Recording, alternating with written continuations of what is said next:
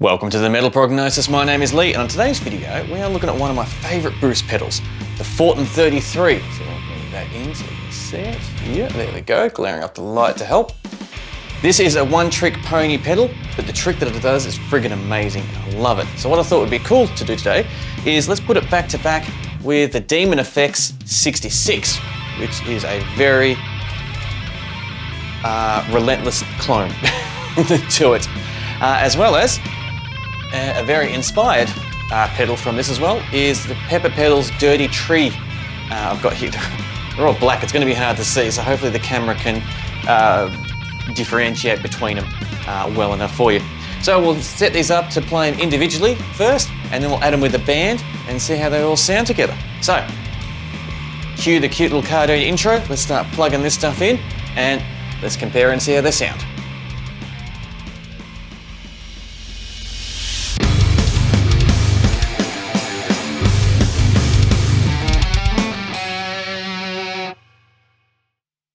All right, now I've got everything set up ready to go. Grab my Onsby guitar here. So we have this running through all these pedals, going into my Angle amp, my Gigmaster 30, which I love, straight into my load box, and I have the Coffee Audio IRs running through Cubase there. And this is what we've got before we engage any of these fancy pedals.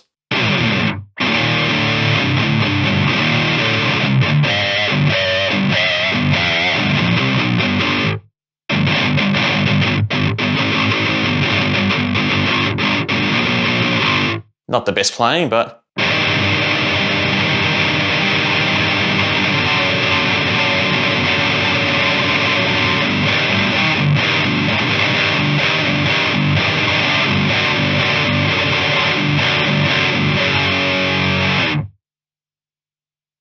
it sounds really good just by itself, but we're here about enhancing it. And so the Fortin 33 is a part of my main setup that I've got. So I do love that. It's an amazing pedal. But let's see how it compares and how they run back to back. So the Dirty Tree has two different settings on it. A Dirty Tree, which is based off the Fortin 33, and it's got the TC, which is that helps engage the two EQs that you can use here. So we're not worrying about them. We're just going just straight for the 33 that's based on.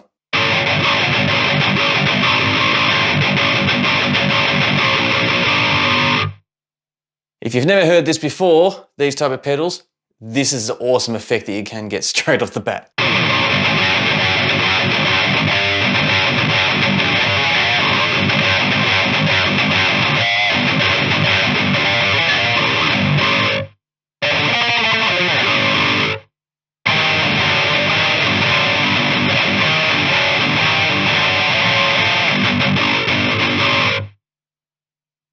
That is pretty clean and crispy. I like it.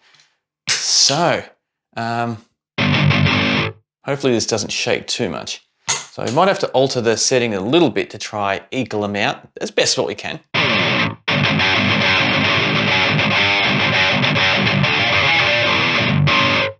So need more bite, please.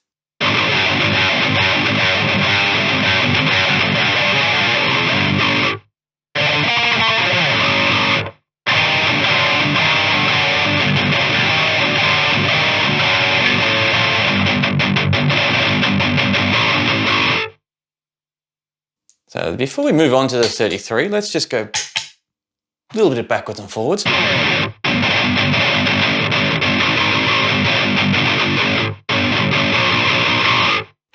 was a really bad slip up from a guitar playing perspective. But lucky you're here for the tones and not for my guitar playing.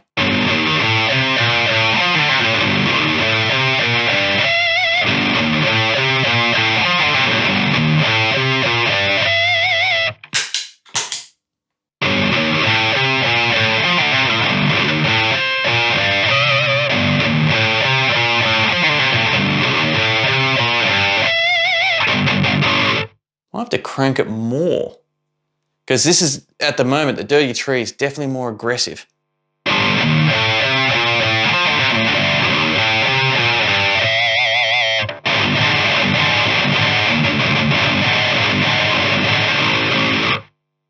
think that's sounding a bit better.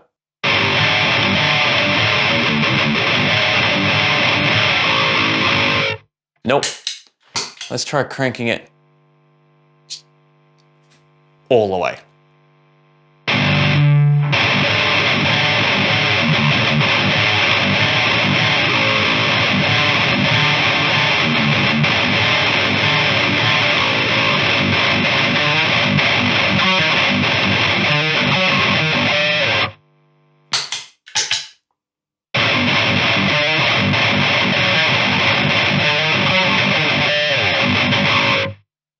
All right, so this isn't a video of which is better and which one we need to, you know, shit on, but this is definitely sounding a bit more clearer. So if you laughed at that type of sound with a little bit more clarity, this is sounding good. But if you want something a little bit more, I'm hitting the table a lot because that is touching, I think. So I think it's going to be a curse of the whole video. Where this has just got a little bit more like dissolve within the sound.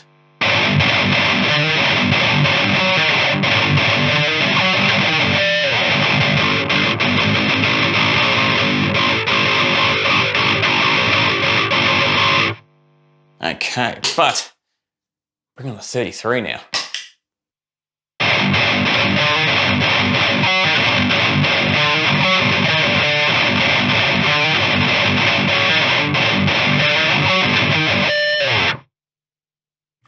Compare it to the dirty tree.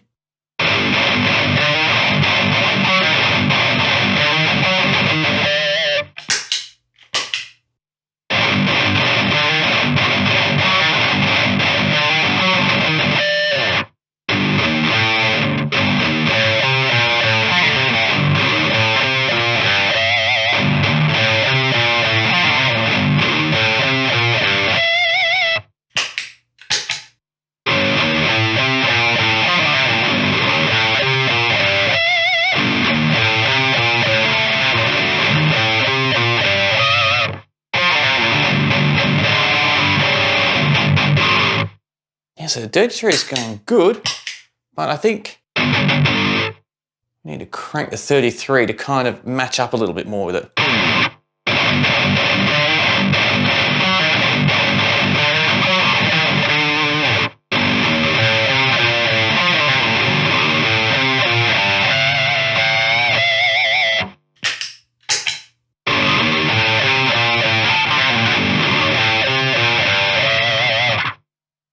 Ever so slightly a difference between them, which is really cool.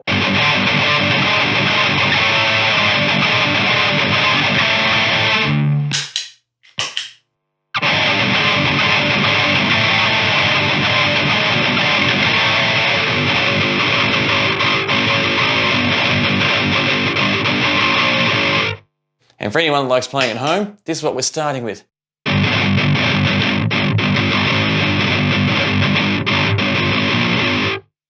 So they do awesome at what they do. So let's go back to the 66.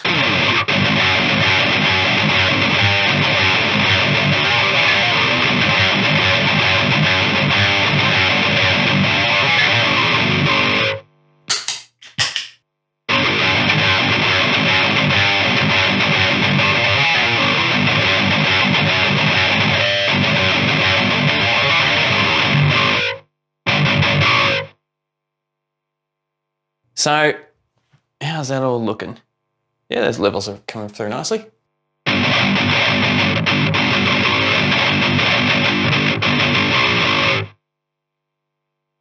Now we have the problem of they're all sounding pretty cool. They've all got their own slight different characteristics, and I could just keep playing and playing because it's heaps of fun because I love this type of sound. But I want to push this video along a bit. So let's get to the jamming part. So I'll do 3 jams, one with each of them, doubling up on the guitars, adding bass and drums, and then we can see how they fit in a band mix situation. So yeah, sit back, relax, enjoy it, and we'll have a bit of a chat about it on the other side.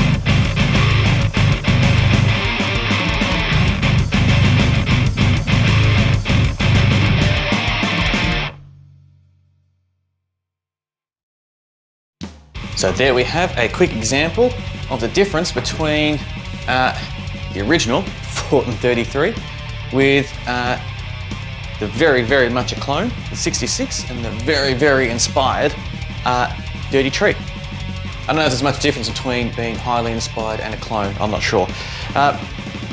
Nor do I care. They both serve their purposes and it's cool.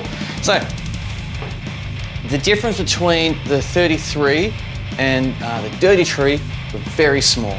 There's some clarity difference there. It's ever so minor. So I think it comes down to pretty much whatever your ear can tell the difference and what you want to lean towards. I'm still a little bit more towards the 33 because I feel like it just had a little bit more clarity to it.